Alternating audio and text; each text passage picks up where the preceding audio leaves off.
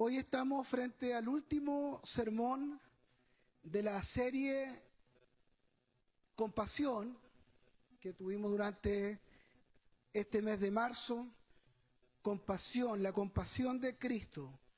Como dice el texto, amó a los suyos y los amó hasta el fin. Me encanta esa expresión, amó a los suyos y los amó hasta el fin. O sea, no frenó, no paró, no se limitó, no dijo hasta aquí está bien, sino que fue hasta el final, hasta la muerte, ahí en una cruz. Y a través de Cristo, a través de su sacrificio, nosotros hoy tenemos vida eterna.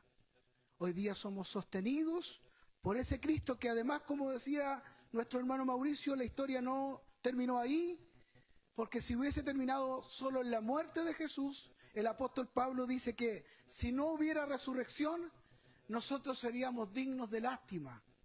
El estar aquí cantando sería simplemente algo esquizofrénico. Sería catarsis, sería cantar algo que no tiene ninguna posibilidad de darnos vida. Pero Cristo resucitó al tercer día, cumplió todo lo que había dicho. La historia así lo ha ratificado. Hay muchos líderes en la historia de la humanidad, hay hombres y mujeres que han hecho tremendas vidas, gente que ha influido en la vida de muchas personas. Pero lo que hay es que hay una sola tumba vacía. Y esa es la tumba de Jesucristo, el Hijo de Dios, porque tampoco fue un gran profeta, un gran hombre, sino que es el Hijo de Dios, que se encarnó, que vino, estuvo en medio de nosotros, dio su vida por nosotros, pero resucitó al tercer día. Y no solo eso, dice la palabra, que hoy día intercede por nosotros, está a la diestra del Padre. Y un día no solo ha prometido estar ahí, sino que un día dice que Él volverá por los suyos. Y quiero tomarme de las palabras que decía nuestro hermano Mauricio, haciéndonos reflexionar acerca de esta vida transitoria que todos tenemos. Y él decía, todos tenemos una cita que no vamos a poder salir de ahí, sino que es una cita que todos los días nos acercamos a ella, que es una cita con la muerte. Todos tenemos una cita con la muerte. Pero gloria al Señor porque hoy día, hoy, tú y yo tenemos una cita con la vida. Hoy tú y yo tenemos una cita con el Dios de la vida, con el Dios que restaura, con el Dios que trae salvación, con el Dios que puede transformar nuestros corazones. Así que justamente antes que llegue esa cita con la muerte, qué bueno que nos podemos encontrar con la vida. Amén. Así que vamos a la palabra del Señor. Vamos a buscar Juan capítulo 21, del 1 al 14. El título del sermón se llama, dice ahí, ¿qué dice en el título? Usted lo puede leer, yo no lo estoy viendo. Pero cuando la vida pierde sentido. Y vamos a leer el texto bíblico, le voy a invitar a ponerse en pie. Lo puede seguir también por las pantallas, se va a estar ahí. Van a estar la letra de lo que vamos a leer del texto bíblico. Le damos lectura en el nombre del Señor Jesucristo. Después de esto, Jesús se manifestó otra vez a sus discípulos junto al mar de Tiberias. Y se manifestó de esta manera. Estaban juntos Simón Pedro, Tomás, llamado el Dídimo, Natanael, el de Caná de Galilea, los hijos de Zebedeo y otros dos de sus discípulos. Simón Pedro les dijo, voy a pescar. Ellos le dijeron, vamos nosotros también contigo. Fueron y entraron en una barca y aquella noche no pescaron nada. Cuando ya iba amaneciendo, se presentó Jesús en la playa. Mas los discípulos no sabían que era Jesús. Y les dijo, hijitos, ¿tenéis algo de comer? Le respondieron, no. Él les dijo, echad la red a la derecha de la barca y hallaréis. Entonces la echaron y ya no la podían sacar por la gran cantidad de peces. Entonces aquel discípulo a quien Jesús amaba dijo a Pedro: es el Señor. Simón Pedro, cuando oyó que era el Señor, se ciñó la ropa porque se había despojado de ella y se echó al mar. Y los otros discípulos vinieron con la barca arrastrando la red de peces, pues no distaban de tierra sino como 200 codos. Al descender a tierra, vieron brasas puestas y un pez encima de ellas y pan. Jesús les dijo: traed de los peces que acabáis de pescar. Subió Simón Pedro y sacó la red de la tierra a tierra llena de grandes peces, 153. Y aún siendo tantos, la red no se rompió. Les dijo Jesús: venid, comed. Y ninguno de los discípulos se atrevía a preguntarle: ¿tú quién eres?, sabiendo que era el Señor. Vino pues Jesús y tomó el pan y les dio, y asimismo del pescado. Esta era ya la tercera vez que Jesús se manifestaba a sus discípulos después de haber resucitado de los muertos. Vamos a orar. Y quiero pedirte que tú puedas ahí en tu asiento, en tu espacio, tener tu propia oración. Me encantaría que pudieras orar diciendo al Señor en tu interior, diciendo: Señor, háblame en esta mañana, tengo necesidad de tu palabra. Padre, oramos en tu presencia. Nos presentamos delante de ti. Aquí estamos cada uno de nosotros, Señor, que viene de distintas realidades, de distintos mundos. Tenemos distintos conflictos. En algunas cosas nos parecemos mucho, Señor, porque nuestra humanidad es aquejada por cosas muy similares. Tenemos crisis en nuestra vida, tenemos crisis en nuestros corazones. Pero aquí estamos, Señor, y con humildad te queremos pedir que tú puedas hablar a nuestro corazón. Te necesitamos, Señor. Y en esta oración, Señor, no porque soy el que va a compartir, me eximo, sino que te presento mi corazón y el de cada uno de los que está aquí, Señor. Y tengo completa seguridad que lo único que puede traer esperanza, vida, transformación, es una palabra tuya. Señor, no necesitamos un discurso de hombre, necesitamos tu palabra. Necesitamos tu Espíritu obrando en nosotros. Necesitamos que tu Espíritu obre convenciendo nuestro corazón de pecado y de necesidad, de debilidad, de fragilidad, porque eso somos, Señor. Padre, ha sido leída tu palabra, Señor. Es maravilloso leer el relato, Señor, y ver cómo tú, Señor, te relacionabas con tus discípulos. Es maravilloso poder mirar, Señor, examinar y darnos cuenta que tu amor está en cada momento, en cada acción que tú tenías, Señor. Tu amor estaba ahí, y no solo estaba ahí hace 2000 años, sino que tu amor sigue estando presente hoy día. Te rogamos, Señor, que hables a nuestro corazón y te agradecemos, Señor, por todo lo que tú haces y por lo que harás. Lo rogamos todo en el nombre de Jesucristo, nuestro Señor y Salvador. Amén. Tome asiento, por favor. Cuando la vida pierde sentido, claramente hemos venido estos domingos hablando, y mis hermanos que antecedieron con el sermón han hablado de esta última semana que nos relata el Evangelio de Juan. Ha sido sermones que nos han confrontado con nuestra propia realidad, mirando en algún momento, observando cómo el Señor va, ¿no es cierto? Esa imagen que todos tenemos de alguna forma cuando Jesús va al templo, ¿no es cierto? Y aquellos mercaderes que estaban ahí da vuelta a las mesas y dicen: han convertido la casa de mi padre en cueva de ladrones. Y todos observando, nosotros, estoy hablando de nosotros, todos observando ese sermón. En un momento determinado el sermón nos habló y dijo: ¿y qué pasa con nuestro templo?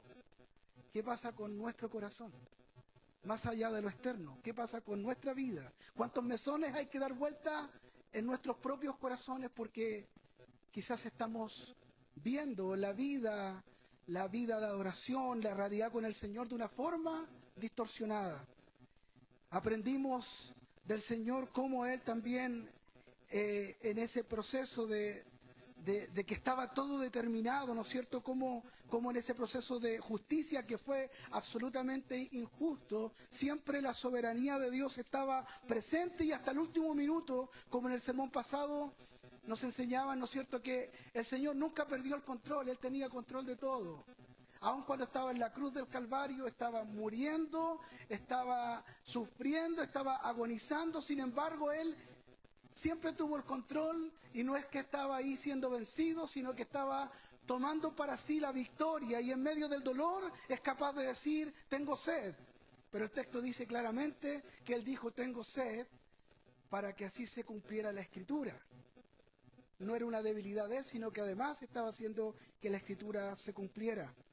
Vemos cómo Él está preocupado de su madre, cómo está preocupado de todos los detalles. Él tiene el control. Y hoy día nos enfrentamos a un relato que no se sitúa necesariamente en el episodio de la resurrección, sino que nos encontramos ahora en un sermón que va a estar posterior a esa resurrección, en esos días, en esos 40 días antes de que Jesús ascienda al cielo. Vamos a estar ahí situados, ese es nuestro contexto. Todo el Evangelio de Juan tiene la intención de mostrarnos a Jesús como el Verbo encarnado. La palabra encarnada, Jesucristo, el Hijo de Dios, el Mesías. Y Él ha mostrado en el Evangelio por medio de la resurrección que Jesucristo es el Hijo de Dios, que vino a salvarnos de la ira venidera, de que si nosotros no abrazamos esta fe en su Hijo, claramente en esa cita que hablábamos que tendremos con la muerte, entonces no tendremos salvación.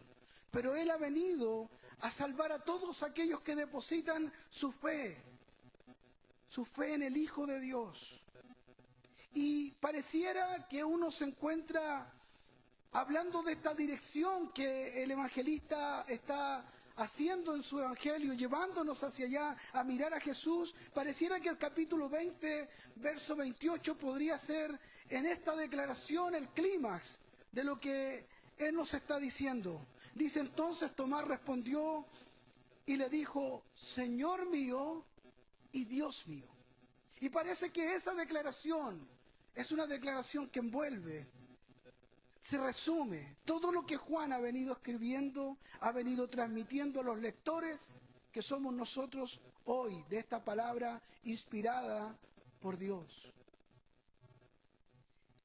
Y en el capítulo 20, cuando a mí me tocó tener que hacer este sermón en el capítulo 21, en el capítulo 20, versos 30 y 31, pareciera que Juan termina el Evangelio, pareciera que ahí está el final de su Evangelio, porque dice acá, y es una buena conclusión, dice, hizo además Jesús otras señales en presencia de sus discípulos, las cuales no están escritas en este libro, pero estas se han escrito para que creáis que Jesús es el Cristo, el Hijo de Dios, y para que creyendo tengáis vida en su nombre.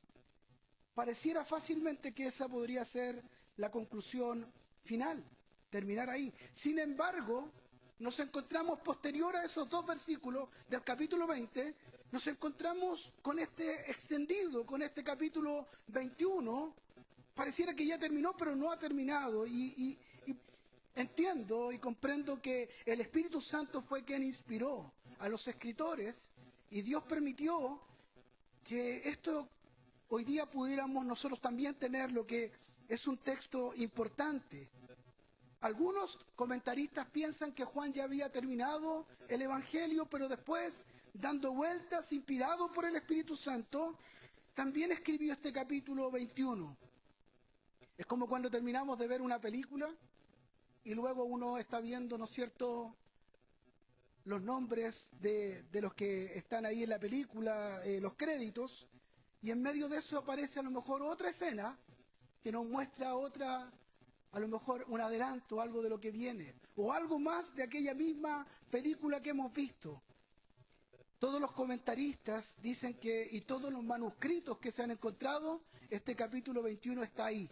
Por lo tanto, nosotros lo consideramos completamente y es una tremenda bendición.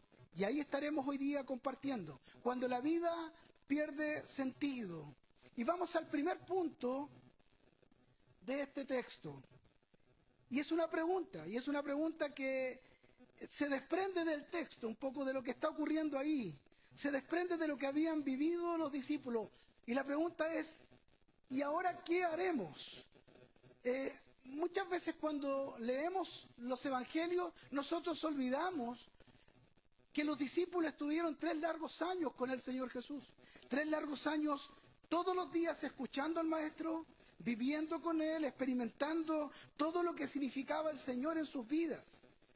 Entonces, en esos 3 años ellos se acostumbraron. Recuerden que cuando Jesús los llamó, ellos dejaron todo lo que estaban haciendo y se fueron con Él. Y después de estos 3 años, ellos se han acostumbrado a que el Señor era el que dirigía sus vidas. Era Jesús quien decía qué hacer o qué no hacer. Era el líder, era el que estaba con ellos. Dónde ir o dónde no ir. Pero ahora, después de estos 3 años, que lo habían dejado todo para seguir a Jesús, estaban en una posición distinta. Y estos versículos que hemos leído tienen la intención de mostrarnos a nosotros de cómo el discípulo debe caminar frente ahora a un nuevo escenario. Jesús les había provisto y guiado en todo momento. Estos 3 años, ellos habían estado 24/7 con el Señor Jesús, siempre ahí, en todo momento. Y la pregunta que ahora surgía es, ¿qué haremos? ¿Qué haremos ahora? Jesús ha muerto, Jesús ya no está, nuestro líder, el que tenía la palabra sabia, el que sabía dónde teníamos que ir, el que Dios usaba para hacer milagros, el que las multitudes lo seguían. ¿Qué hacemos ahora? ¿Dónde vamos? ¿Seguimos juntos? ¿Nos vamos cada uno para su hogar? ¿Volvemos a nuestra vida? ¿Qué hacemos? De hecho, la pregunta, me imagino, para ellos es, recuerden que ellos se relacionaron con el Señor físicamente, estaban con Él. La pregunta es ahora, ¿cómo de ahora en adelante nos vamos a relacionar con el Señor? ¿Cómo lo vamos a hacer si antes estábamos con Él? Antes podíamos hablarle, antes podíamos preguntarle. ¿Cómo va a ser ahora una relación de esta forma, lejana, de acuerdo a lo que ellos han vivido con el Señor? Había un montón de dudas en ellos. Y claramente, si me coloco en ese lugar, pienso que habría estado igual que ellos, con un montón de dudas. Y es por eso que Juan escribe para mostrarnos esto. La pregunta que había entre ellos, ¿qué haremos? ¿Qué ocurre de ahora en adelante? Y esta pregunta sin duda nos identifica a nosotros también como cristianos. Nos identifica no solo a los que están en la fe en Cristo, sino que a todos los que nos podemos preguntar qué hacer ahora. Porque también los que hemos estado en Cristo desde nuestro comenzar en este caminar de la fe, estamos siempre expuestos a elegir entre 2 posibilidades. Jesús ha salido a nuestro encuentro y ahora o avanzamos hacia la madurez, hacia la profundidad en la relación con el Señor, o definitivamente tomamos un caminar descendente hacia la autoconfianza que claramente nos llevará a desobedecer al Señor. Y ese desobedecer al Señor siempre trae calamidad a nuestra vida.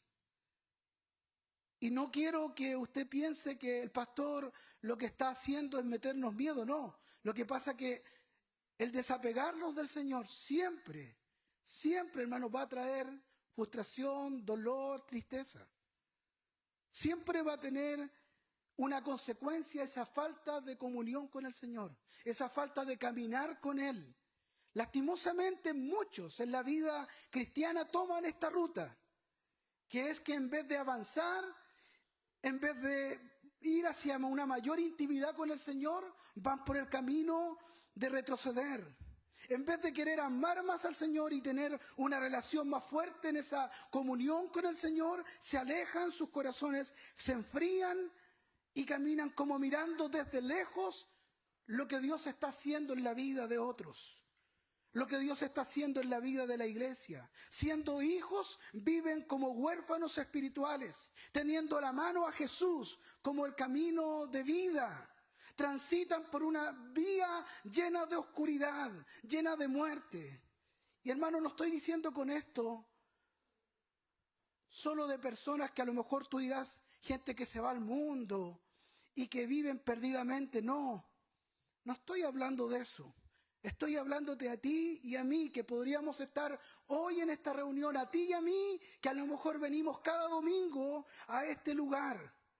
Pero me refiero a esa semejanza que nos muestra la parábola del hijo pródigo, aquel hijo mayor, aquel que estaba en la casa del padre, pero que estaba tan perdido como su hermano que estaba afuera, porque no tenía esa intimidad con el Padre, porque no estaba en unidad de pensamiento con el Padre. Y eso tiene que ver porque nosotros, aún en la vida cristiana, aún estando aquí dentro de la reunión, del templo, podríamos estar viviendo nuestra vida completamente desapegada de Cristo. Podríamos haber tomado ese camino descendente que nos lleva a la autoconfianza, a esa religiosidad que se autojustifica, a esa vida cristiana que es fría y que es vacía, porque no tiene esa calidez y esa vida que da la intimidad con Cristo. Porque eso solo lo puede hacer el Señor y el Espíritu Santo. Pero hay otro camino que hemos sido llamados nosotros a caminar, hermano. Es el camino del crecimiento espiritual, es el camino de la madurez espiritual. Pero ese camino tiene un principio fundamental. Parte por la base de entender nuestra incapacidad de dirigir nosotros nuestras propias vidas. Tiene la base de entender que en realidad no somos tan fuertes, que no somos tan grandes. Hablando acerca de la fragilidad de la vida, que la verdad es que, como dice hoy día, somos y mañana ya no. Que este mundo nos hace creer y el sistema nos hace creer que pareciera que somos grandes, que tenemos la vida asegurada, que si logramos tal o cual cosa es el éxito, pero en medio de todo eso hay un vacío tremendo. Porque si esto no va de la mano de Jesús, si esto no va de la mano de Cristo, todo lo demás pierde sentido. Por eso el sermón se llama Cuando la vida pierde sentido. Hermano, el camino que debemos caminar, el camino que nos indica la palabra hacia la madurez espiritual, tiene que ver con entender que nosotros no podemos solos, por nuestros propios medios. Tiene que ver con reconocer nuestra dependencia de Jesús. Pero en un mundo de tanta arrogancia, en un mundo que promueve el exitismo, en un mundo que promueve una vida centrada en nuestras propias fuerzas, qué difícil se nos hace. Aún los que estamos aquí, yo no estoy hablando de los que están afuera, qué difícil se nos hace a los que estamos aquí vivir entendiendo que dependemos del Señor. Hay algo que el Señor Jesucristo dijo, fuera de mí, lo sabemos, pero no sé por qué porfiamos con querer igual e intentar vivir nuestras vidas fuera de Él. Si fuera de Él, nada podemos hacer. El camino de la madurez es el camino de la dependencia en Jesús, entendiendo nuestra fragilidad y entendiendo que debemos llevar una obediencia absoluta, sin cuestionamientos, para poder crecer en nuestro carácter y en nuestra intimidad plena con el Señor. Estos caminos que yo le estoy hablando, el camino de esa decadencia espiritual o este camino del crecimiento espiritual, están expuestos en estos 14 versículos que hemos leído del Evangelio de Juan. Los discípulos que se pregunten, ¿y ahora qué hacemos? Ahora que Jesús no estaría más con ellos, es el mismo Señor quien les enseñará por medio de esta palabra, por medio de estos pasajes que acabamos de leer.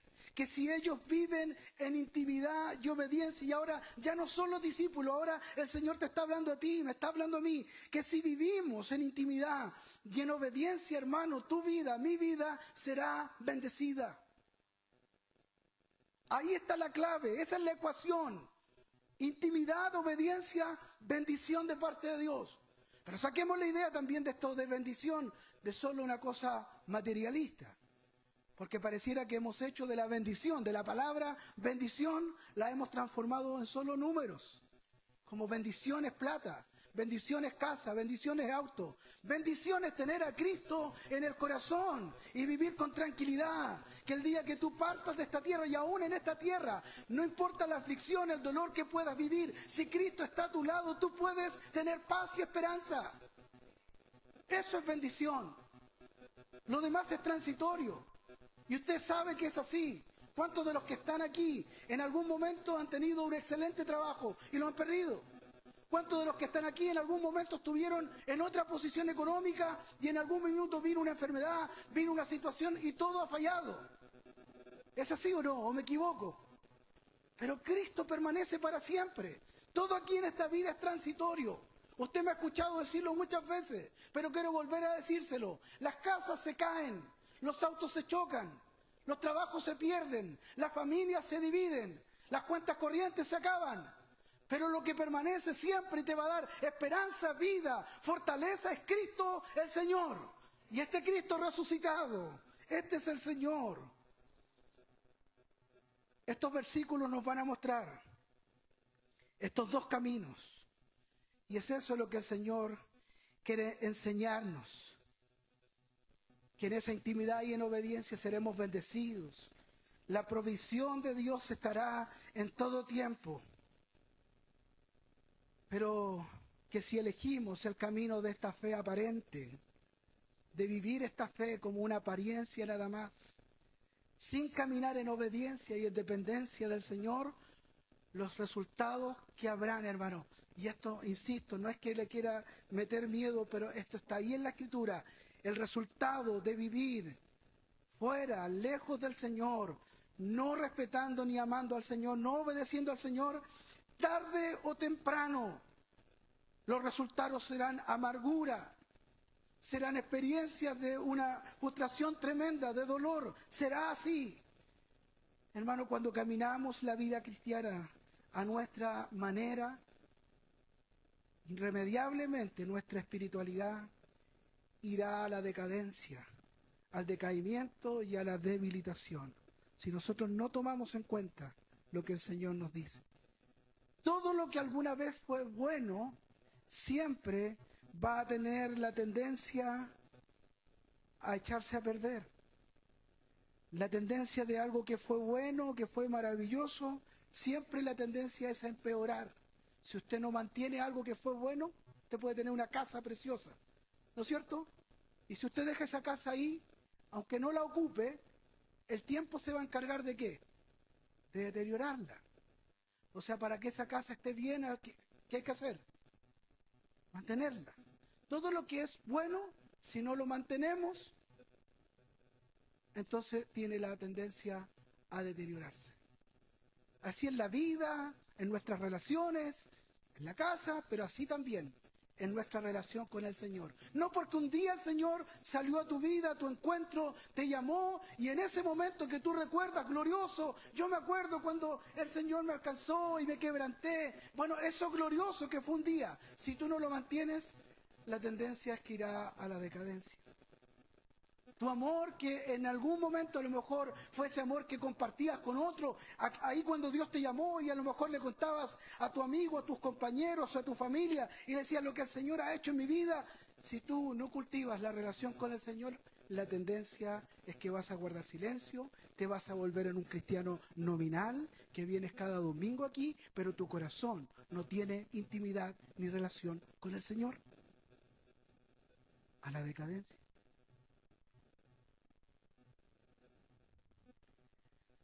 Si no caminamos cerca de Jesús, nuestra intimidad, nuestro gozo, nuestra alegría de vivir, nuestro compromiso con el Señor va a decaer.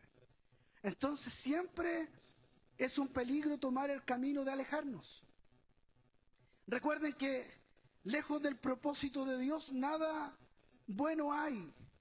La vida pierde sentido cuando nosotros nos alejamos del Señor, porque todo lo demás, como ya les dije, es transitorio.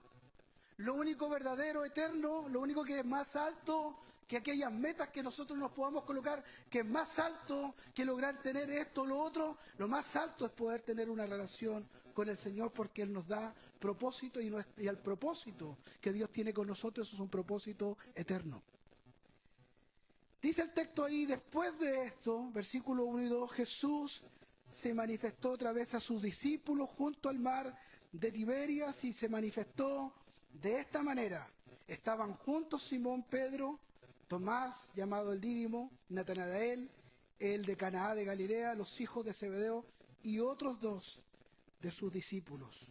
Juan comienza diciendo algo muy general en su relato, diciendo, después de esto. ¿Después de qué? Después de esto, dice él. Entonces, para ubicarnos en ese contexto, debemos entender que esto está situado por lo menos después del 8º día que el Señor Jesús ha resucitado. Este evento está situado entre el 8º día y el día 40, antes que Jesús ascienda al cielo. Ahí está. No lo sabemos, los comentaristas dicen que probablemente está mucho más cerca del día 40, del día que el Señor ya ascendería. No lo sabemos con exactitud. El versículo, el texto bíblico no nos indica eso. Pero lo que sí sabemos es que los discípulos se han desplazado desde Jerusalén a Galilea. Eso lo tenemos claro porque el texto nos dice, por eso dice que están en el mar de Tiberias, que es el mismo que encontramos en otros escritos como el mar de Galilea. Estamos hablando del mismo lugar. Sabemos que ese no era un mar abierto, sino más bien era un lago, ¿no es cierto? Lo hemos dicho, que estaba rodeado de cerros, y ellos estaban ahí, en Galilea. ¿Y por qué estaban en Galilea? ¿Por qué se habían ido de Jerusalén a Galilea? Mateo capítulo 28, verso 10, dice que es el mismo Señor Jesús que les había dicho, ya resucitado, que fueran a Galilea. Y ellos habían obedecido, habían ido a Galilea. El texto muestra que estaban ahí 7 discípulos, que de alguna forma representan, el número 7 hemos dicho, en la Biblia por lo menos representa, ¿qué cosa? No va a decir suerte, pues, hermano. Representa perfección, plenitud, ¿no es cierto? Y dice que ahí estaban 7 de sus discípulos que de alguna forma representan la contundencia del grupo de los discípulos de Jesús.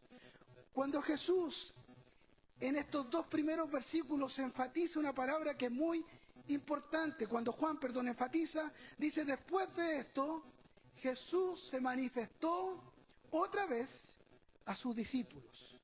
Y luego dice, en el mismo versículo más abajo, dice, y se manifestó de esta manera. Y luego vamos a encontrar en los versículos posteriores, dice, y esta era la 3ª vez que Jesús se manifestaba a sus discípulos. Pero esa manifestación que Jesús tenía no era todos los días.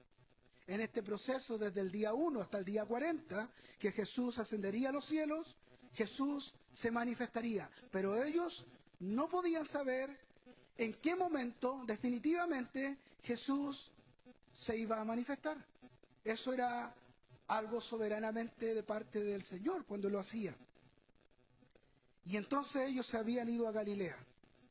Esto nos enseña que los discípulos no sabían en qué momento el Señor se iba a manifestar. Y es muy importante en esta enseñanza que no olvidemos que el Señor les había dado una orden. ¿Cuál era la orden que decía Mateo capítulo 28, verso 10? Que se fueran a Galilea. ¿Dónde el Señor les había dicho que se iban a juntar? En Galilea. ¿Me sigue? En Galilea. Es importante que eso no lo perdamos. Ellos se habían ido a Galilea, pero el versículo 16 de Mateo 28 nos indica que Jesús les había dado específicamente el lugar donde debían estar y donde debían esperarle. No es solo vayan a Galilea, porque Galilea geográficamente era muy grande. Entonces, bueno, ¿a qué parte de Galilea vamos? El Señor les había dicho dónde tenían que estar. Dice, los discípulos se fueron a Galilea y dice, al monte donde Jesús les había ordenado. O sea, Jesús les había dicho específicamente dónde te iban a encontrar. Había un lugar donde Jesús se iba a manifestar. Este Jesús resucitado les había dicho toda esta información. Y viendo esto, hermano, revisando los textos, claramente hay un problema aquí porque estos 7 discípulos, en este encuentro, que decimos que ellos están ahí, en esa barca, en el mar de Tiberias, claramente no están en el monte, donde Jesús les dijo que tenían que estar. Jesús les dijo, me van a esperar en Galilea, en este lugar, en este monte. ¿Y dónde estaban ellos? ¿Dónde estaban? En el mar de Galilea, no en el lugar donde Jesús les había dicho. ¿Por qué están allí? ¿Por qué están en otro lugar, no donde Jesús les había dicho? Lo más probable es que en principio yo por lo menos rescato y digo, bueno, lo más probable es que partieron de Jerusalén, siguiendo la orden del Señor Jesucristo, se fueron al monte que el Señor les había dicho, pero comenzó a pasar el tiempo. Ahora, convengamos, hermanos, no fueron años, no fueron meses. Este evento está ocurriendo entre el día 8 y el día 40. O sea, han pasado a lo mejor algunos días. Y Jesús no aparecía. Jesús no se manifestaba. Y la impaciencia comenzó a hacer su tarea en la vida de estos discípulos. Empezó a trabajar en ellos y quizás dijeron, bueno, el Señor quizás no se va a manifestar. Quizás no va a ocurrir, no vendrá. Seguro que a lo mejor partieron las preguntas, a lo mejor Él quiere que hagamos otra cosa. Siempre surgen ahí en medio de eso algunos líderes, algunos que dicen, no, yo creo que esto es mejor, los yo creo y los yo pienso. Pero en realidad Dios, Jesucristo había dicho dónde tenían que esperarle. Y la impaciencia comienza a trabajar en sus vidas, en sus mentes, así como comienza a trabajar en nuestras propias vidas. ¿Cuántas veces el Señor te ha dicho que esperes en Él? ¿Cuántas veces el Señor te dice, espera aquí, está quieto, que yo voy a obrar, yo voy a hacer? Y nosotros comenzamos a esperar, comenzamos primero, sí Señor, me imagino a aquellos discípulos esperando ahí en Galilea, en el monte que el Señor les dijo, aquí va a manifestarse el Señor. Primero ahí estaban animados, pero pasaron los días. Y entonces la lógica, la razón humana, creyendo que lo va a hacer mejor, empieza a trabajar. Y empiezan las preguntas. Quizás el Señor quiere que nosotros resolvamos bajo nuestra propia lógica. Quizás dijeron, bueno, ya nos enseñó, entonces ahora podemos guiarnos solos. Podemos hacer lo que nosotros pensemos. Y yo quiero decirte en esta hora, hermano, que la vida cristiana no es así. La vida cristiana camina, vive y avanza en aquello que el Señor ha dicho. Amén. En aquello que la Escritura nos ha enseñado.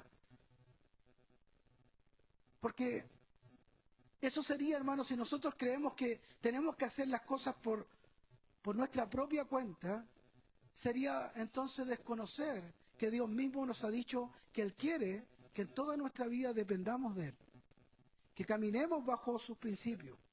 Hermano, no importa cuánto conocimiento podamos tener, siempre debemos seguir siendo guiados por el Señor. No importa cuán certero tú has sido en tu vida profesional o en otras áreas de tu vida, necesitas siempre caminar de cara a Dios. Porque podemos decir, conozco la voluntad de Dios por su palabra, así que ahora solo debo caminar y hacer lo que yo quiera, pero debo caminar y obedecer. No podemos dejar fuera al Señor.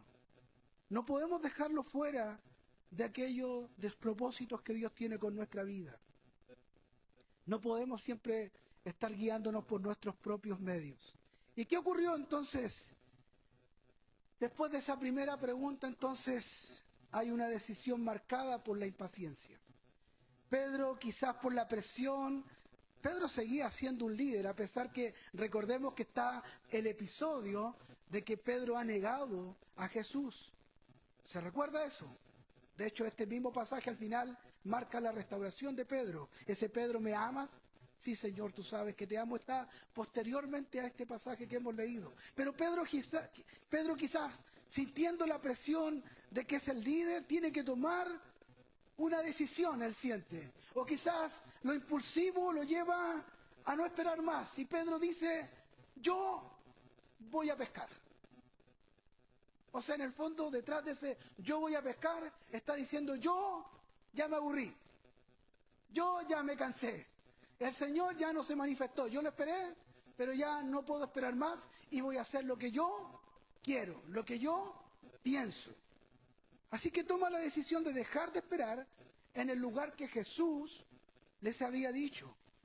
Y esto, hermanos, marca definitivamente el camino a la decadencia. Tanto en Pedro y en el grupo que estaba con él, como en nosotros. Así opera en nuestra vida. Dejar de esperar en el Señor, dejar de hacer lo que el Señor ha dicho, dejar de seguir mirando la Escritura, va a marcar definitivamente en nosotros la decadencia, el comenzar a caminar contrariamente a lo que el Señor quiere. Siempre que nosotros dejamos de obedecer al Señor, nuestra vida irá cayendo. Por eso que la vida cristiana es una lucha en nuestro corazón, hermano. Creer en lo que nosotros mismos proponemos, en lo que dicen los demás, o definitivamente creer a lo que Dios ha dicho. Esa es nuestra gran guerra espiritual. Cuando hablamos de guerra espiritual, hermano, más que demonios y cosas raras, nuestra gran guerra espiritual, o le creemos a Dios, o le creemos a nuestra propia razón, o le creemos al sistema, o le creemos a cualquier cosa, o creemos lo que Dios ha dicho. Ahí está nuestra gran batalla todos los días. Pero Pedro quizás dijo, ya está bueno, vámonos de aquí, es momento de actuar bajo nuestra propia iniciativa, volvamos a hacer lo que hacíamos antes, ya que no ha aparecido Jesús. Y el verso número 3 dice, Simón Pedro dijo, voy a pescar. Y ellos le dijeron, y aquí me llama mucho la atención, no voy a hacer un sermón de esto, pero algo voy a abordar. Y ellos le dijeron, vamos nosotros también contigo. O sea, los otros también son responsables. O sea, Pedro puede que sea el líder, puede que Pedro a lo mejor tenga una convicción, una forma de decir las cosas, pero todos habían escuchado que Jesús había dicho que esperaran ahí. Y los demás, a la primera que Pedro dice voy a pescar, o sea, voy a dejar de esperar en el Señor, los otros dicen también nosotros vamos contigo. Fueron y entraron en una barca y aquella noche no pescaron nada.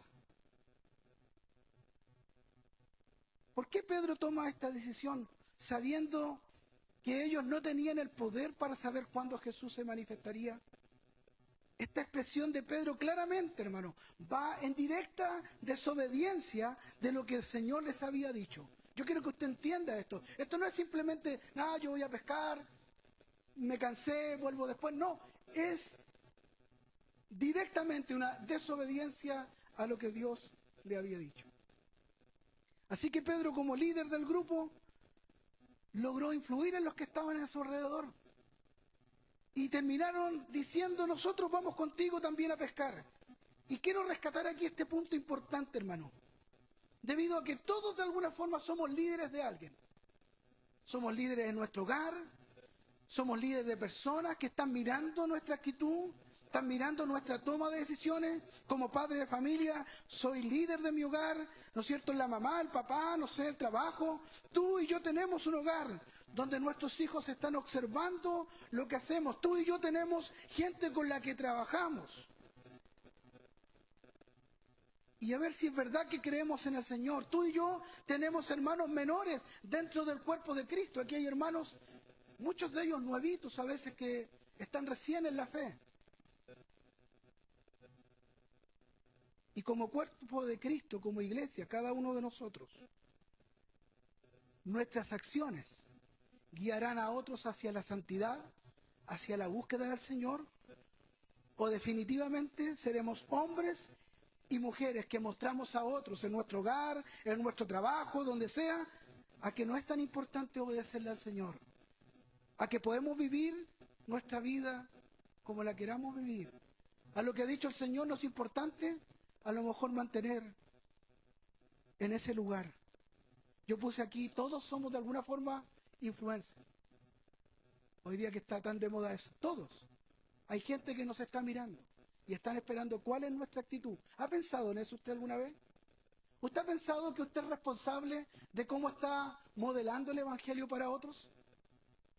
¿Ha pensado que usted cuando toma decisiones está trascendiendo en la vida de otros que están a su alrededor? ¿Lo ha pensado alguna vez? Esto no tiene que ver solo con nosotros, tiene que ver con otros.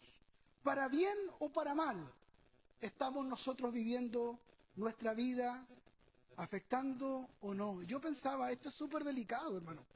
Mateo capítulo 18, verso 6, dice, y cualquiera, hablando de nuestras actitudes, hablando de nuestra forma cristiana de vivir a Cristo, y cualquiera que haga tropezar a alguno de estos pequeños que cree en mí, o sea, alguno que vive bajo su propia influencia, tomando sus propias decisiones, viviendo el Evangelio de la forma que le parece a cada uno, dice, y hace caer a alguno de estos pequeños, o sea, es tropiezo para alguno de los que están observando, mejor le fuera colgarse, dice, en el cuello una piedra de molino y que se hundiese en lo profundo del mar.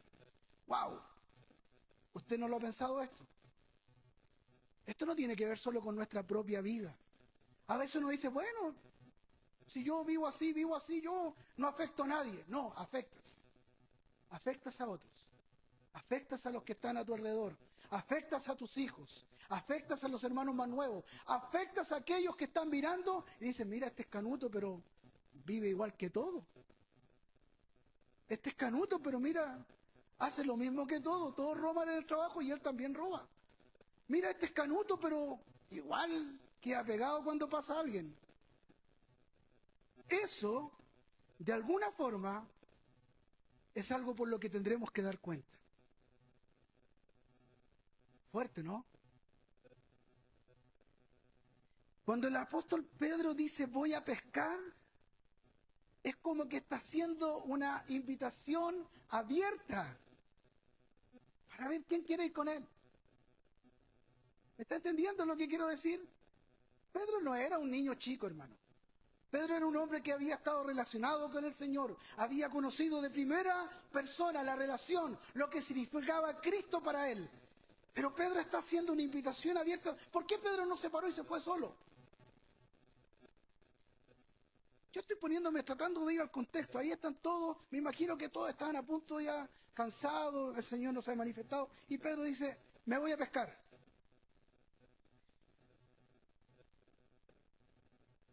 Qué bueno sería usar toda esta capacidad que tenemos para animar a otros. Qué bueno sería a lo mejor que Pedro hubiese dicho, en vez de voy a ir a pescar, hubiese dicho palabras como, vamos a esperar porque el Señor va a cumplir su palabra.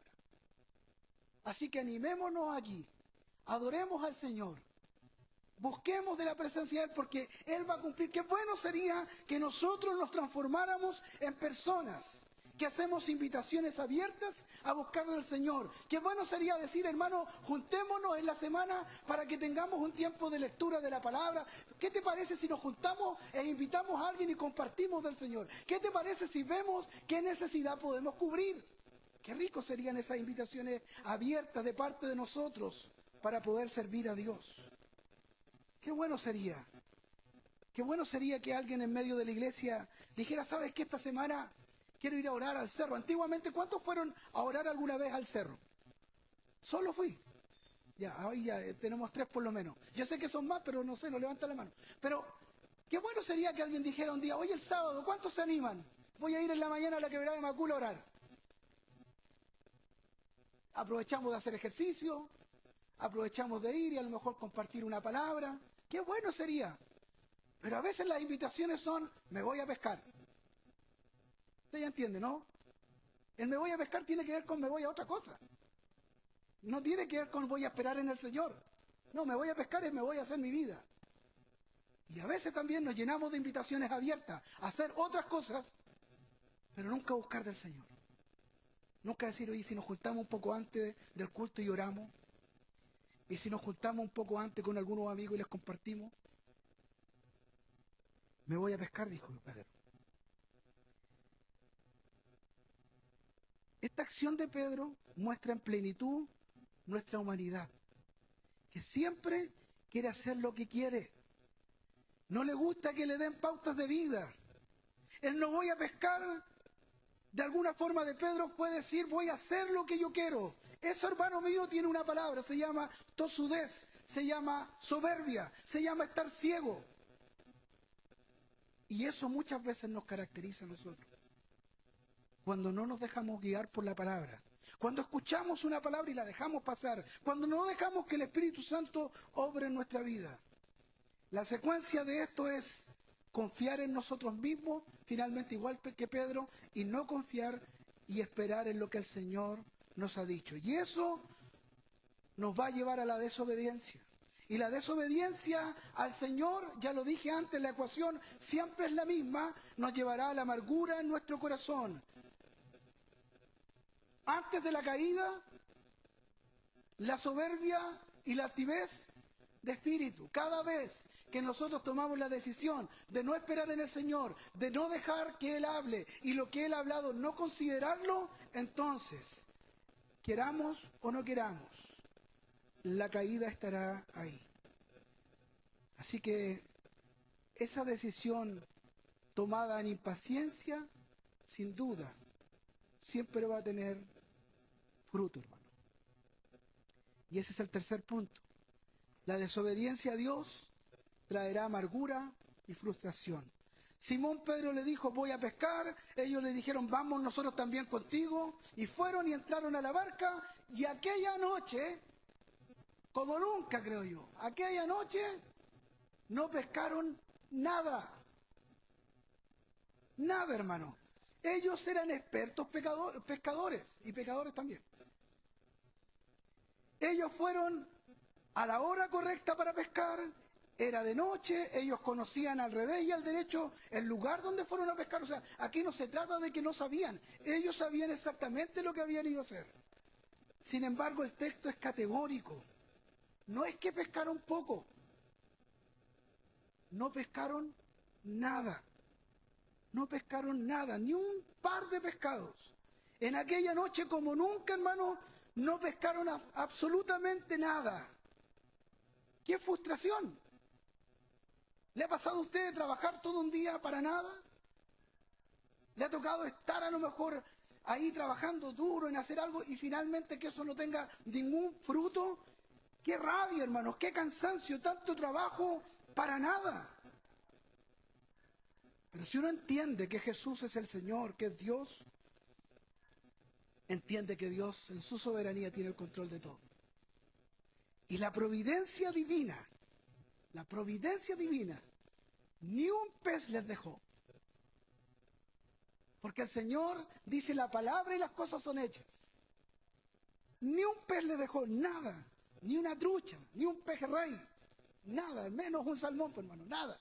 No les dejó nada. Porque si el Señor, como decía nuestro hermano Mauricio de antes, si el Señor no edifica la casa, en vano trabajan los que la edifican. Ellos habían sido llamados a ser pescadores, ¿pero de qué? Pescadores de hombres. El Señor ya había transformado el propósito de sus vidas. Su propósito no estaba en esa barca. Su propósito no estaba en cuántos pescados podían tomar. Su propósito no estaba ahí. El propósito de nuestra vida, hermano, no está en lo que alcancemos en este mundo, socialmente hablando. Y no estoy diciendo con eso que no tienes que trabajar, no estoy diciendo que no tienes que estudiar, estoy diciendo que no debes tener logros en tu vida. Sí, tenemos que hacer todo esto, pero el logro mayor, lo primero que debe estar, es tener a Cristo en nuestro corazón. Porque lo demás, y tú lo sabes, tú lo has vivido, muchos creo que han llegado ahí al momento mayor, has estado en ese momento hermoso, a lo mejor, de concretar algo lindo. Pero si no está Cristo, hermano, se vuelve vacío, se vuelve sin sentido. ¿Te ha pasado en algún momento? ¿Te ha pasado a ti en algún momento tener, por ejemplo, tu platita a lo mejor en tu cuenta? ¿Te ha pasado tener todo lo que más o menos quieres? Obviamente vas guardando las proporciones, pero tener todo, pero estar frustrado, estar amargado. ¿Te ha pasado alguna vez? Perder días donde tú dices, pero hoy día pude haber tenido un día distinto y estoy aquí amargado y lo tengo todo pero no puedo. Eso tiene que ver con dejar a Cristo fuera de nuestro corazón, fuera de nuestros propósitos. Así que ellos no pescaron nada, hermano. Cuando un discípulo del Señor, como tú y como yo, toma un rumbo equivocado, se encontrará con un muro de sinsabores. Así, hermano, de frustración, de dolor, de falta de alegría, en el día a día. En el día a día, hermano, yo que como pastor y usted también, pero yo me encuentro todos los días con cristianos angustiados, deprimidos, hastiados de la vida, que no saben qué hacer. Y un cristiano dice su palabra que puede vivir con gozo, aún en medio de las mayores aflicciones y golpes de la vida. Pero cuando un hombre y una mujer no hacen la voluntad del Señor, cuando un hombre o una mujer no vive para aquello que fue llamado, no hace lo que Dios le envió a hacer, ese cristiano se hiere a sí mismo. Como dice el libro de Hechos capítulo 26, verso 14, dura cosa es dar coces contra el aguijón. ¿Qué quiere decir eso, pastor? Dar coces contra el aguijón es como cuando un animal, una vaca, no sé, se entierra una espina y entonces queriendo sacársela, como no tiene la motricidad fina que tenemos nosotros, no, empieza a golpearse. Y en vez de sacar eso, lo que hace es herirse más. Así un cristiano que conoce la voluntad de Dios y no la hace, cada día que caminas contrariamente, lo único que te haces es herirte a ti mismo. Porque tú sabes lo que tienes que hacer. Porque tú sabes cuál es el llamado que Dios colocó en tu vida. Porque tú sabes cuál es la voluntad del Señor.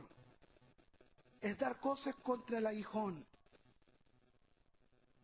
Dar coces contra el aguijón es una porfía contra la razón o un poder mayor. Alguien que trata de resistir por fuerza lo que no se puede vencer. Hermano, Dios es mayor a ti. El propósito de Dios es mayor a tu vida. La voluntad de Dios es mayor a ti. Y estos discípulos, liderados por Pedro, han olvidado algo muy importante, y era que sin Cristo nada podían hacer. Y el proceso estaba muy claro, la ecuación no va a cambiar nunca, siempre es la misma. Confianza en sí mismo, de lo que puedo hacer y de lo que puedo decidir, nos va a llevar a la decadencia e inevitablemente terminará en fracaso. Ya lo dije antes, delante de la destrucción va el orgullo. Delante de la caída, la arrogancia de espíritu. Este decir, voy a pescar, voy a hacer algo distinto a lo que Dios dijo que hiciera, es eso, arrogancia. Seguramente toda la escena que Pedro y los demás están viviendo les debe traer a la memoria que hace 3 años atrás habían vivido en ese mismo lugar, algo muy similar, pero fue el llamado que el Señor tuvo con Pedro, con Juan y Jacobo. Estuvieron ahí. No pudo haber pasado desapercibido ese símil de lo que está ocurriendo ahora. Hermano, nadie que ha sido llamado verdaderamente por Jesús vuelve atrás de forma definitiva. Nosotros creemos en la seguridad de la salvación. Creemos que aquellos que han sido alcanzados por el Señor definitivamente están seguros en Cristo. Quizás muchas veces volvemos atrás por un tiempo en nuestra vida de necedad. Quizás busquemos de forma temporal y fructuosamente nuestro propio destino. Muchas veces lo hacemos. Puede que por momentos lleguemos a pensar que tenemos un mejor plan que el Señor. Puede que la seducción de este mundo, las luces nos atraigan. Pero alguien que ha sido alcanzado verdaderamente por Cristo no volverá atrás para siempre. ¿Sabes por qué? Porque Jesús es el buen pastor que va detrás de la oveja descarriada. Jesús es el buen pastor que va tras aquello que se ha perdido, que va por aquella que se ha deslizado, que va detrás de aquel que ha caminado contrariamente. ¿Y qué hace? Amorosamente lo trae de vuelta al redil. Esa oveja podrá llegar frustrada, herida, triste, con angustia, pero Él la trae de vuelta al redil. Él la trae de vuelta a Él, al propósito. Hermano, ¿sabes qué? Tú podrías estar aquí hoy día, pero tu corazón podría estar lejos. Podría estar en esta situación como alguien que ha caminado bajo su propio destino, como alguien que en su necedad ha buscado sus propias ideas. Has dejado de mirar al Señor, pero ¿sabes?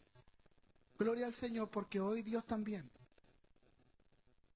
puede rescatarte. Dios hoy día puede, a lo mejor con este sermón, hablar a tu vida, a tu corazón, para decir, es verdad, ya he caminado, ya hice todo lo que quise. Igual que Pedro, dije voy a pescar. No olvidé de lo que el Señor dijo. Él dijo que esperara aquí, Él dijo que hiciera esto y no lo hice. Pero ahí estás, igual que Pedro volviendo en esa barca en aquella mañana, tirando la red, trabajando todo el día. Tú igual, estás trabajando, haciendo mil y una cosas, con una vida tremenda ocupada, y tú sientes cada día que tu vida es infructuosa, que no tienes paz, que no tienes quietud, que no puedes dormir por las noches, que sientes el sinsentido en tu corazón. Finalmente, el amor de Cristo es un amor que confronta pero restaura. Cuando confiamos en nosotros mismos, desobedecemos al Señor y eso sin duda nos hará sufrir y vagar sin sentido. Y esa falta de comunión con Dios claramente nos deja con una visión y seguridad de quién es Él y de su poder. Mire el versículo 4 al 8. Cuando ya iba amaneciendo, se presentó Jesús en la playa. Yo creo que usted pueda ver en este relato el gran amor que Dios tiene con nuestra vida. Recuerde que estos discípulos no estaban en el monte donde tenían que estar. Estaban en otro lugar, habían hecho lo que ellos querían. Pero dice, cuando iba amaneciendo, ¿quién va a buscarlos? Jesús. Es que siempre es Jesús que nos va a buscar. Siempre es Jesús que se va a acercar. Y te va a buscar allá donde te fuiste. ¿Dónde te fuiste a pescar? ¿Dónde fuiste a buscar esperanza? ¿Dónde fuiste a tratar de encontrar paz? Ahí va Jesús. Y te va a mostrar nuevamente delante de tu vida. Decir, aquí estoy. Dice aquí, cuando iba amaneciendo, se presentó Jesús en la playa. Más los discípulos no sabían que era Jesús. Y Él le dijo, hijitos, ¿tenéis algo de comer? Le respondieron no. Y Él le dijo, echad la red a la derecha de la barca y hallaréis. Aquí no puede ser que en la mente de ellos no esté pasando algo. Esas palabras ya las habían escuchado. Esas palabras ya las habían escuchado. Dice entonces, ellos la echaron y ya no podían sacarla por la gran cantidad de peces. Entonces aquel discípulo a quien Jesús amaba dijo a Pedro, es el Señor. Simón Pedro, cuando oyó que era el Señor, dice aquí el texto que se ciñó la ropa, porque aparentemente estaba más ligero de ropa, y se echó al mar. Y los otros discípulos vinieron con la barca, arrastrando la red de peces, pues no distaban de la tierra sino como 200 codos, eso era como algo así como 90, 100 metros de la orilla. De ahí estaban ellos. ¿Sabe lo primero que ocurre aquí cuando estamos en otra cosa, cuando no estamos haciendo la voluntad del Señor? Lo primero que ocurre es que se distorsiona nuestra visión. Ellos no reconocen que era el Señor. No reconocen que el que estaba allá afuera esperando que ellos salieran del mar, Muchos han especulado y algunos comentaristas pueden decir, no, es que no lo conocieron porque estaba amaneciendo, entonces no había tanta luz, por la bruma o la neblina de aquel lugar del mar de Galilea, porque estaban como a 100 metros de él, porque el mar de Galilea estaba rodeado de cerros que no dejaban entrar los rayos del sol para que ese lugar tuviera una buena iluminación. Hermano, no era que Jesús tenía otra fisonomía distinta a la que tenía antes, no era nada de eso. Lo que pasa es que Jesús se manifiesta a aquellos que pueden verle en una relación de intimidad. Cuando yo estoy en intimidad con el Señor, puedo ver con claridad a Cristo. Puedo escucharle y mi oído puede ampliarse y todo lo que se está hablando me hace sentido. Cuando usted está en esa relación con el Señor, usted entiende todo lo que está pasando. Alguien que quiere ver al Señor, que quiere apreciar lo que Él está haciendo, que quiere conocerle más, es alguien que cada día busca estar en intimidad y comunión con el Señor. ¿Y cómo podemos tener comunión con el Señor? Él ha dejado medios de gracia, que los tenemos ahí a la mano.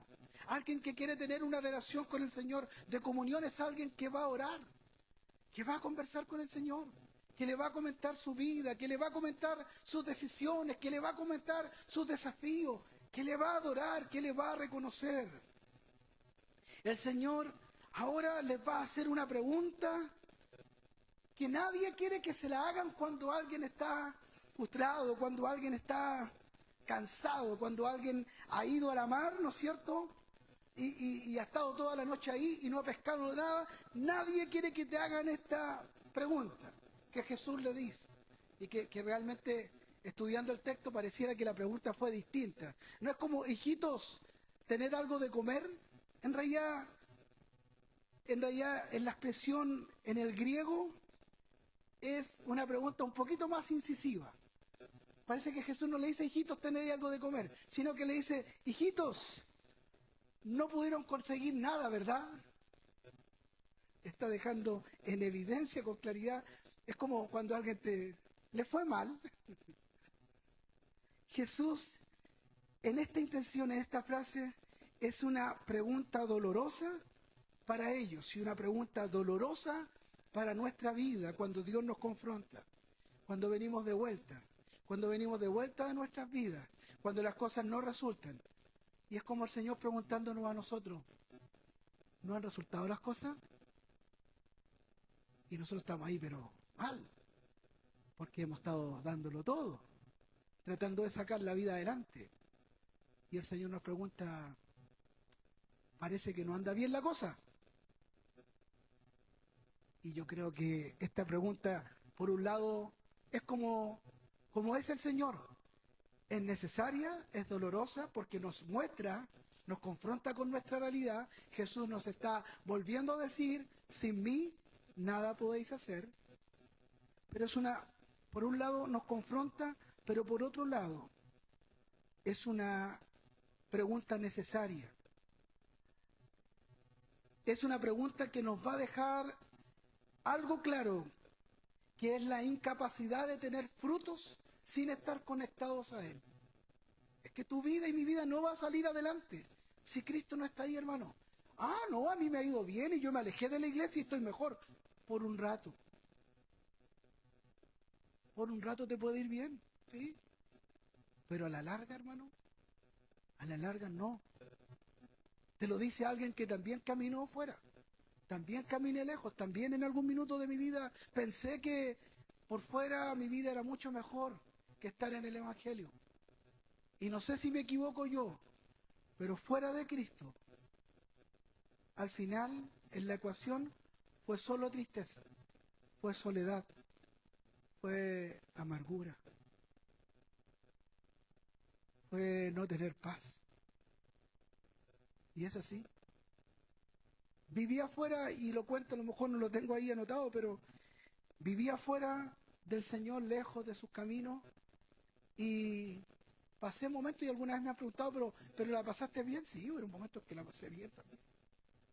Sí, estuve ahí, disfruté. Pero muchas veces me encontré de vuelta con el vacío de que no estuviera. de saber que al final ese buen momento que había pasado, cuando llegaba mi realidad real, cuando dejaba de estar ahí en esa exposición con los demás, cuando, ¡ay, que está bueno esto, que simpático!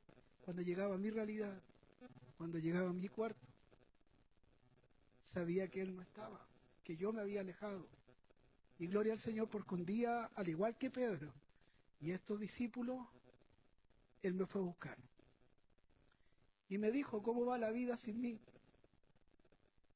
Y tuve que reconocer que sin Él no podía hacer nada. Tuve que reconocer y decirle, Señor, tú me has visto, y he sonreído, y he compartido, y he hecho muchas cosas. Pero si tú no estás en mi vida, ¿qué puedo hacer?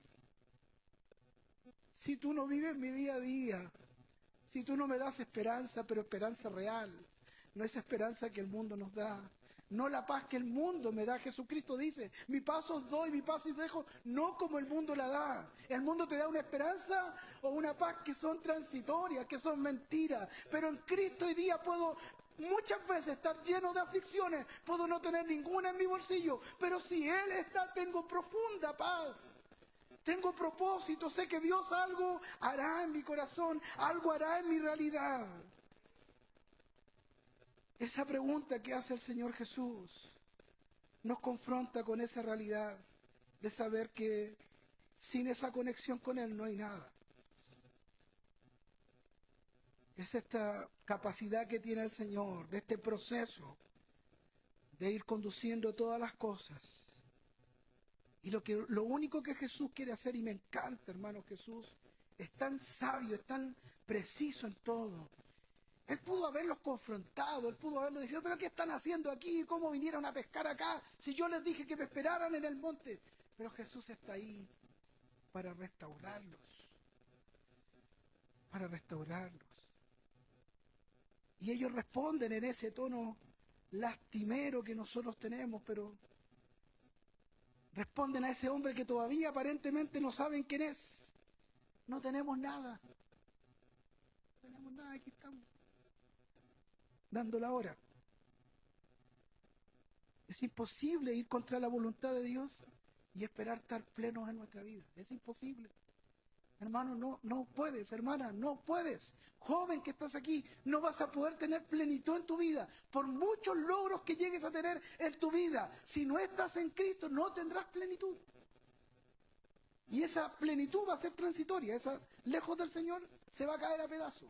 Y no te va a servir el título, no te va a servir lo que tienes, no te va a servir la plata, no te va a servir nada de eso.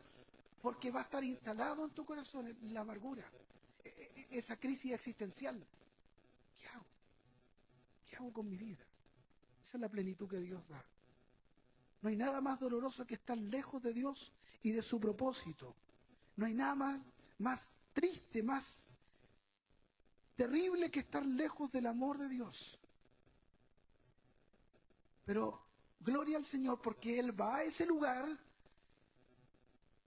de cansancio, de frustración, de amargura. Él va y se acerca con su amor, hermano. Y lo hace como solo Él lo sabe hacer, porque somos sus hijos, porque le pertenecemos. Porque jamás hemos dejado de ser suyos. Y esta serie se llama así, Compasión. Amó a los suyos hasta el fin. Y así Dios te ha amado a ti, te ha amado hasta el fin. Lo ha entregado todo. Te viene y te busca una y otra vez. Y hoy te viene a buscar de nuevo. Hoy te está viniendo a buscar a ti, el Señor. En estas condiciones, bajo frustración, bajo cansancio de haber trabajado toda la noche, bajo el cansancio de trabajar toda la vida, de tener frío, de tener hambre. Y el Señor les da una orden. Echen las redes a la derecha y van a hallar peces. Y lo esperable era que los discípulos ahí contestaran. ¿Sí? Contestaran. Dijeron, no, si ya fuimos, ya lo hicimos. ¿Por qué vamos a hacerte caso ahora? Recuerden que no sabían que era el Señor. No se podían haber dicho, bueno, yo sé lo que hago. Ya fuimos, no pudimos sacar peces, se acabó el tema, pero ellos van, extrañamente le obedecen. Porque la orden de este extraño, que es el Señor, pareciera que tiene autoridad. Pareciera que este extraño que está ahí dándoles esta orden tiene poder. tiene soberanía, y no solo sobre los hombres, no solo sobre la vida de estos hombres y sus corazones, sino también es soberano sobre el mar, sobre los peces y la creación. ¿Y qué ocurre? El milagro. Van, le obedecen y se llenan las redes. Muchos peces. Y aquí se manifiesta, hermano, claramente el obrar de Dios en nuestra vida. Aquí es la diferencia de vivir, de actuar con o sin la guía del Señor. Ir sin la guía del Señor es algo infructuoso, terrible, cansador, agotador, sin sentido. Ir con el Señor trae resultados. Eso es lo que quiere mostrarnos el texto. Entonces yo te hago una pregunta: ¿quieres avanzar en tu vida? ¿Quieres avanzar en tu negocio, en tu proyecto? ¿Quieres avanzar en tu familia? ¿Quieres avanzar en tu ministerio, en lo que el Señor te llamó? ¿Quieres avanzar en tu relación? Déjate guiar por el Señor. Déjate guiar, obedece lo que el Señor te está diciendo, crea sus promesas, vive en intimidad con Él. Ese es el camino. Ahí está, Jesús es todo lo que tú y yo necesitamos. Amén. Ahí está la clave de todo. ¿Dónde parte esta noche de amargura, de frustración, esa pesca que fue para el olvido, el cansancio de esta obra infructuosa? ¿Dónde comienza? ¿Dónde comienza la amargura del corazón? Ahí es, en el mismo lugar, en ese espacio, cuando decidimos dejar de obedecer al Señor y de esperar en el Señor. Ese es el lugar, en vez de estar en el lugar donde debíamos estar. ¿Y dónde parte la restauración? ¿Dónde parte esto que el Señor puede hacer en nuestra vida hoy día? En obedecer al Señor. En medio de todas nuestras contradicciones. Tu mente puede estar aquí ahora tratando de replantearse, tratando de pensar, tratando de hacer una autodefensa, tratando de levantar las excusas que puedes tener. Pero ¿dónde comienza la restauración? Es en obedecer. En medio de todo eso, cuando le creemos a Él, cuando dejamos nuestra lógica para ser guiados por Él, ahí comienza el camino de restauración, de volver a la intimidad y de ser bendecidos en gran manera. Es ahí que comienza. La dinámica, hermanos, no nos olvidemos, siempre es la misma. No somos nosotros los que le buscamos a Él, siempre Él es quien nos busca a nosotros. La obediencia al Señor trae comunión, la comunión nos da visión clara, y ahora que han obedecido, Juan ya puede ver quién es el hombre que está en la playa. Ya han obedecido y ahora dice, es el Señor.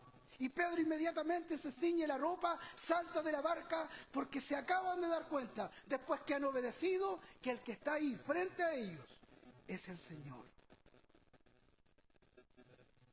Y no sé, y espero poder transmitirle esto, pero yo veo en este acto del Señor Jesús un tremendo amor. ¿Cómo nos demostramos amor nosotros, los chilenos? O bueno, toda la gente, aquí tenemos hermanos también de otros, los cubanos, los ecuatorianos, todos los que, de todos, ¿cómo nos demostramos amor, cariño? ¿Ah? ¿A través de la? Ya, pues hermanos, si todos comemos, sí. A través de la comida, ¿no es cierto? Nos hacemos cariño. Y me encanta este pasaje. Ellos vienen, han obedecido, y dice, al descender a tierra, vieron que el Señor tenía unas brasas puestas. Tenía unos pescaditos, arriba de la brasa y pancito. Qué tremenda la calidez, el amor del Señor. Es que le han obedecido, pues, hermano. Es que lo primero que yo habría hecho es... Pero Él está ahí, les ha dicho, vayan, hagan esto, traen la red cargada de peces, y ahora el Señor, en ese gran amor, les tiene preparado pescadito a las brasas. ¿A quién le gusta el pescadito a las brasas? Ah, maravilloso. Y pancito. Dice ahí, vieron brasas puestas y un pez encima de ellas y pan. Y Jesús les dice, traigan de los peces que acaban de pescar. Porque en el fondo Él tenía un poco ahí seguramente para colocar más. Ellos habían estado toda la noche trabajando, tratando de pescar y nada. Y ahora han obedecido al Señor y tienen una red llena de pescado. Pero no solo eso, el Señor está ahí con el fuego prendido, pescado sobre las brasas, pancito. ¿De dónde sacó el Señor eso? Si ellos habían ido al mar y no habían pescado nada. ¿De dónde? La enseñanza que Jesús le está dando a ellos y también nos está dando a nosotros en este día. Es yo soy el proveedor de todo. Él es quien provee, hermano.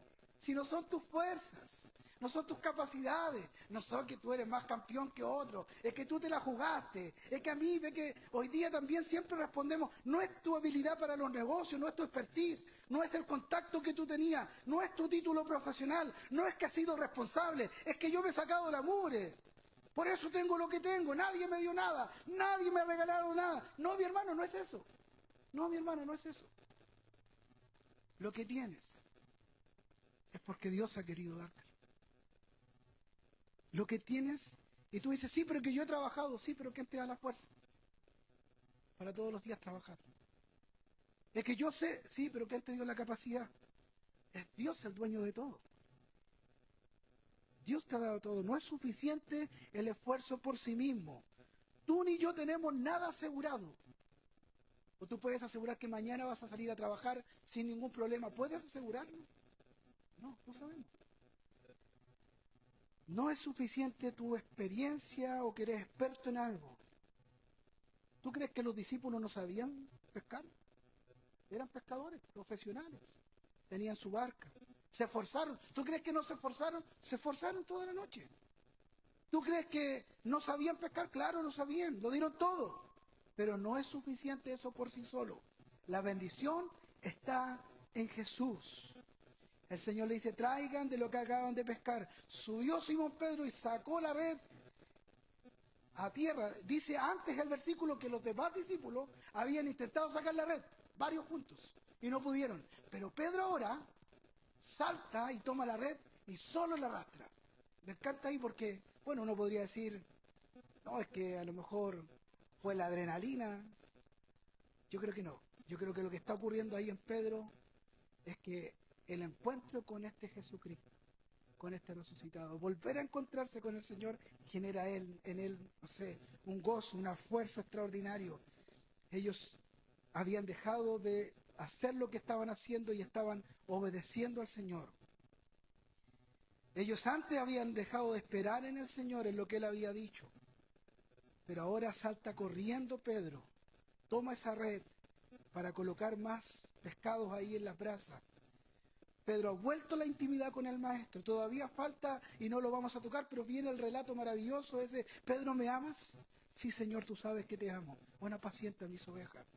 Miren el ímpetu de Pedro. Miren la fuerza, hermano.